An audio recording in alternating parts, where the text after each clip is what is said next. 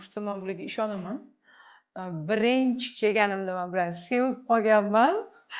Shu mahkam ushlaganman Zarinani. Bularni yoniga man u kosmetolog menga qilgan problemasi bilan aslida kelganman-da bularga.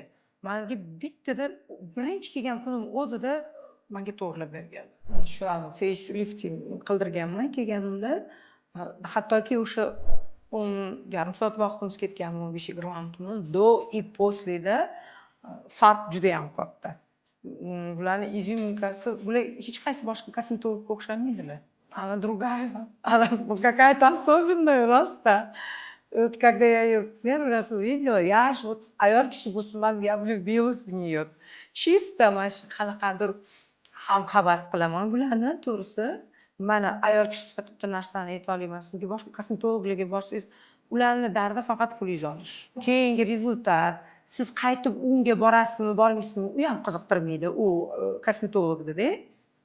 Lekin mana Zarinaga kelganimda aytganlar, mana men bunaqa qilsak bo'ladi.